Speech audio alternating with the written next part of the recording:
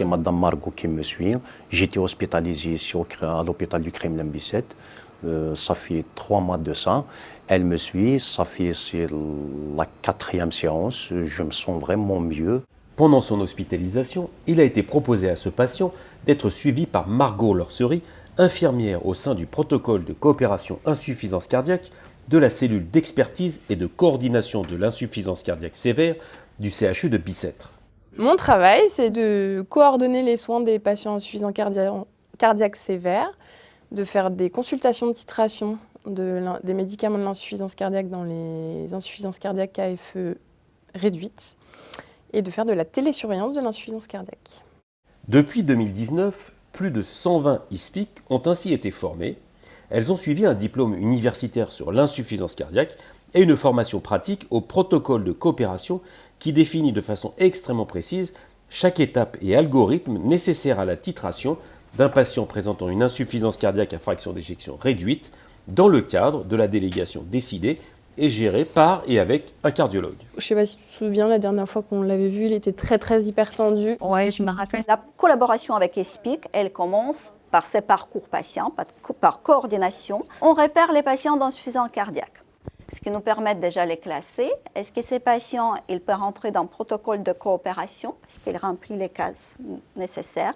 S'ils ne rentrent pas dans le protocole de coopération parce que c'est l'insuffisance cardiaque, fraction d'éjection préservée, ou c'est les patients qu'elle ne peut pas titrer à cause de tensions basses, créatinine élevée, donc c'est les patients qui vont directement à l'hôpital de jour. Il a pris 5 kilos depuis qu'il est sorti de l'hôpital. Pour chaque patient entrant dans le programme de coopération, un objectif de titration personnalisé est défini.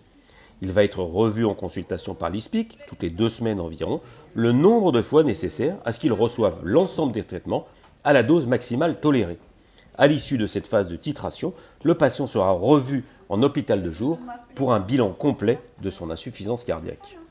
Dans ce circuit, Margot, elle intervient beaucoup parce que grâce à elle, on peut prendre en charge plus de patients, elle a moins de délai d'attente, elle a plus d'efficacité dans les titrations des médicaments. Et là, ce qui est très important, c'est le double check par l'infirmière formée dans l'insuffisance cardiaque et médecin, parce que parfois, on ne voit pas de choses de la même façon. Les patients nous parlent de façon différente aussi. Il dit à partir d'informations au médecin, l'autre à l'infirmière. Donc, ça permet de vraiment coordonner. Et les patients, ils tirent toujours un bénéfice. Soit son traitement est optimisé, il répond bien au traitement. Il n'attend pas 6 mois avant de voir cardiologue, deuxième cardiologue, la troisième qui change la vie. Comment vous vous sentez, vous, physiquement? Moi, je me sens bien physiquement. Du coup, le médicament qu'on a augmenté la dernière fois, ça vous a aussi fait du bien sur vos tensions? Oui. On a nos marqueurs cardiaques, notre FEVG avant, optimisation des traitements. En HDG de réévaluation, du coup, on a les marqueurs cardiaques et la FE en fin de titration. Et c'est impressionnant. Ils récupèrent tous, quasiment, la fonction cardiaque. Ça ne se normalise pas pour tout le monde, mais ils récupèrent tous de la fonction cardiaque et surtout, ils gagnent en qualité de vie. ESPIC, son protocole est tellement bien écrit que globalement, elle n'a pas de choix qui est améliorer les traitements et adapter les traitements si le patient est éligible à cette adaptation.